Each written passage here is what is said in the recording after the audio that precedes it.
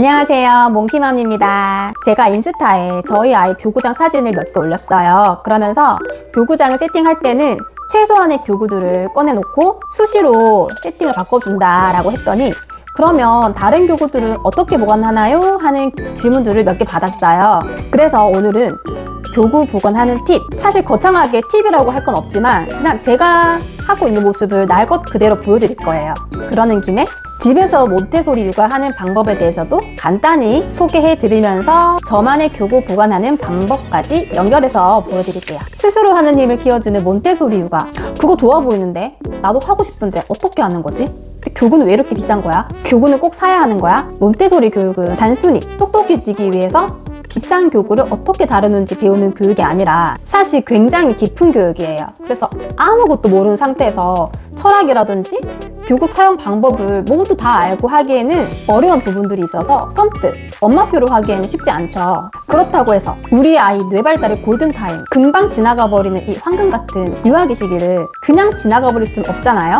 어렵게만 생각하지 마시고 몬테소리 철학을 바탕으로 해서 실제로 집에서 어떻게 육아를 하면 좋을지 그런 실제적인 부분들, 그리고 비싼 교구를 사지 않더라도 만들어줄 수 있는 몬테소리식 교구들, 그리고 제일 중요한 양육자의 태도에 대해서도 제가 간단히 알려드릴 테니까 끝까지 따라오세요. 먼저 몬테소리 교육이란, 몬테소리 교육에서 제일 중요한 건 목표예요. 대체 왜 이 교육을 하느냐, 비싼 교구를 만지면서 똑똑해지려고 하느냐, 그것보다 더 중요한 목표가 있죠. 바로 아이가 내가 할 일을 스스로 선택해서 스스로 하면서 독립심과 자율성을 기르는 것, 스스로 배우고 싶은 내적 동기를 깨워주는 것이죠. 그렇게 하기 위해서 양육자가 할 일은 아이 눈높이에 맞게 아이가 스스로 할 수 있는 준비된 환경을 만들어주는 것, 아이가 스스로 하다가 실수를 하더라도 그것을 스스로 수정할 수 있는 환경을 만들어주는 것, 그리고 말로 막 가르치기보다는 아이가 보고 따라할 수 있는 모범적인 행동을 하는 것, 아이가 스스로 할 수 있게 기다려주는 것이죠. 그래서 결국 가장 중요한 것은 아이가 스스로 할 수 있게 준비되어진 환경입니다. 그럼 준비된 환경은 어떻게 만들어두느냐?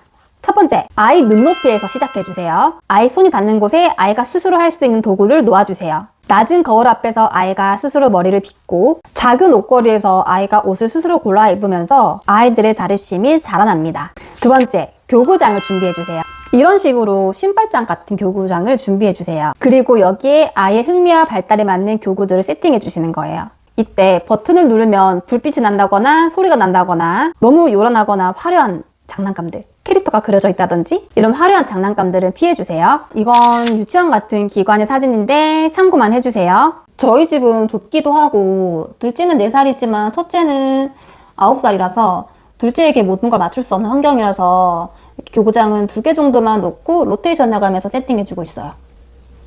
첫째 혼자 있을 때는 거실 전체에다가 한 5개 정도 교구장 놓고 환경 만들어줬는데 둘째는 그렇게까지는 못해주고 있네요. 셋째, 쟁반이나 바구니를 활용해주세요. 교구장에 교구를 세팅할 때는 한 번에 하나의 활동에 집중할 수 있게 세팅해주셔야 돼요. 바구니에 이것저것 장난감을 막 다 섞어 놓는 것이 아니라, 예를 들면 쟁반 하나에 이렇게 하나의 목적이 있는 활동을 이렇게 준비해주시면 아이가 한눈에 보고 굳이 가르치지 않아도 스스로 할 수 있고 쉽게 들고 와서 정리까지 쉽게 할 수 있겠죠? 정리해라는 말보다 이렇게 질서 있는 공간이 아이에게 자연스러운 규칙들을 가르쳐 줍니다. 셋째, 적게 그러나 깊게, 너무 많은 교구를 두지 않아요. 오히려 집중에 방해가 됩니다.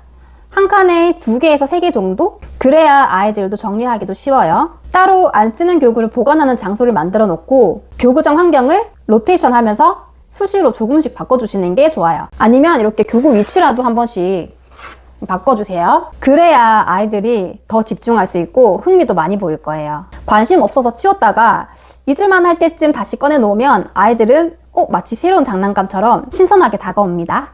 다섯째, 어떤 교구를 놓아야 하나요?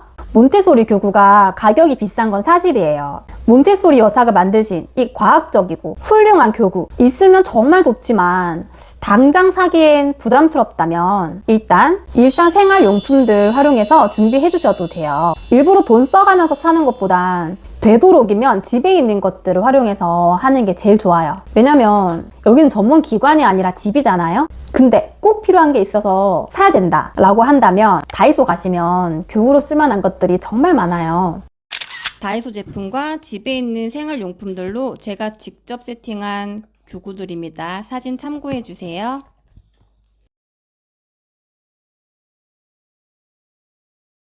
그리고 도구를 사신다면 이런 걸 사주세요. 나무 소재나 무늬가 없는 되도록 심플한 쟁반, 바구니, 그릇 같은 것들. 어디에나 어울릴 수 있게 뭔가 캐릭터가 있다거나 좀 요란하거나 화려한 것은 피해주세요. 왜냐하면 몬테소리 환경을 만들 때 가장 중요한 것 중 하나가 환경이 매력적이어야 한다라는 것인데, 이게 해석하는 거에 따라서는 조금 어려울 수 있는 부분일 수 있는데, 너무 화려하고 조잡스럽고 막 이런 게 매력적인 것이 아니라 뭔가 심플하면서도 색깔이 조화롭다거나 뭔가 자연 친화적이라던가 뭔가 소재가 자연스럽다거나 그런 의미예요. 예를 들면 옮기기, 내용물이 이렇게 예쁘다거나 이렇게 투명한 컵에다가 생물만 담아줘도 이렇게 예쁘잖아요. 장난감을 사시더라도 불빛 나고 소리 나는 이런 단순 자극을 주는 장난감을 사시기보다는 퍼즐이라든지 끼우기라든지 이렇게 직접 조작할 수 있는 교구를 사주세요. 자, 그럼 교구장 세팅을 로테이션 하면서 수시로 바꿔준다고 했는데 나머지 교구들은 어떻게 하냐? 저는 따로 보관 장소를 만들어서 보관을 하고 있는데요. 이건 저만의 방법이고 제가 정리를 잘하는 사람도 아니라는 점, 그리고 저는 몬테소리 관련 일을 하고 있다는 점을 참고하셔서 봐주시면 좋을 것 같아요. 저는 이렇게 몬테소리 교구들을 따로 보관 장소를 만들어서 수납장에다가 보관을 하고 있습니다. 그리고 이렇게 서랍에 일상 교구들,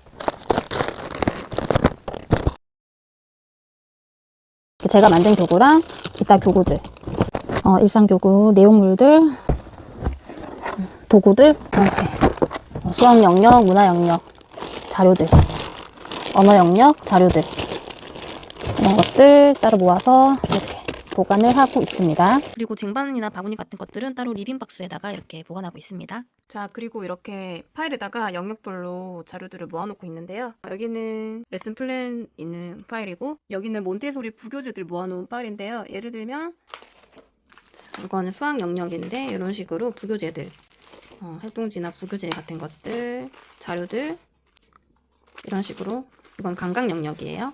이런 식으로 모아놓고 있습니다. 자, 그럼 교구와 교구장 잘 준비해뒀어요. 그럼 된 건가요? 가장 중요한 게 남았죠. 바로 양육자의 자세입니다. 아이를 가르치는 선생님이나 부모님도 아이에게는 환경이거든요. 그래서 양육자의 자세 굉장히 중요한데요. 제가 핵심만 간단히 알려드릴게요. 첫째, 아이 스스로 하게 하기. 18개월쯤 되면 내가 할래 하기 시작하고, 아이들은 뭐든지 내가 스스로 해보고 싶어 하는 그런 욕구가 있잖아요. 그런 욕구를 존중해주고 스스로 할 수 있게 해주세요. 사실 한국 부모님들이 이게 좀 어려운 건 사실이에요. 엄마 아빠가 해주는 게 속 편하잖아요. 내가 할래 하면서 막 혼자 하고 있는 그 꼴을 보기가 힘들거든요. 그래도 최대한 인내심을 가지고 아이가 스스로 하고 있을 때는 최대한 말없이 기다려주고, 정말 도움이 필요한 그 순간에만 최소한의 도움을 주셔야 돼요. 아이가 흘릴 수 있겠지만 직접 물을 따라보고 흘리면 스스로 닦아볼 수 있는 기회를 주세요. 완벽하게 하는 것보다 스스로 해보는 이 경험이 더 큰 배움이에요. 두 번째, 집중하고 있을 때는 개입하지 않기. 아이가 무언가에 혼자 빠져서 몰입하고 집중하고 있을 때 절대 개입하지 마세요. 아이고 우리 누구누구 잘하네 이런 말도 하지 마세요. 아이가 혼자 집중하는 시간에 발달할 수 있는 여러 가지 것들을 깨뜨리는, 방해하는 행동이에요. 세 번째, 관찰자가 되어주세요. 개입하는 대신 아이를 관찰해주세요. 무엇에 흥미가 있는지, 어떤 시도를 하는지, 발달 단계는 어느 정도인지, 하루에 단 5분, 10분만이라도 말없이 아이를 가만히 바라봐 주세요. 그 안에 아이의 욕구와 발달 신호가 숨어 있어요. 그리고 그에 맞는 환경을 만들어 주시면 되는 거예요. 네 번째, 칭찬보다는 인정하기. 결과물에 대해서 잘했어 라는 칭찬을 하지 않아요. 그보다는 스스로 해냈구나, 같이 결과보다는 과정이나 노력에 초점을 맞춰서 이야기해 주는 거예요. 외적 보상이 없어도 스스로 내적 동기에 의해서 배우는 즐거움을 느끼게 해주세요. 다섯 번째, 서두르지 않기. 어른의 속도에 맞춰서 아이를 재촉하거나 남들과 비교하면 아이는 불안해져요. 유아들의 발달에는 각자의 속도가 있고 리듬이 있다라는 것을 믿고 아이 속도에 맞춰서 기다려주세요. 단추를 끼우는데 2분이 걸리더라도 기다려주세요. 그 시간은 단순히 옷 입기가 아니라 아이가 성장하는 순간이에요. 까꿍! 스스로 배우고 싶어하는 아이, 그것을 기다려주는 양육자, 스스로 배울 수 있게 준비되어진 환경. 이 세 가지가 만날 때 몬테소리는 진짜 힘을 발휘합니다. 모든 부모님들 파이팅!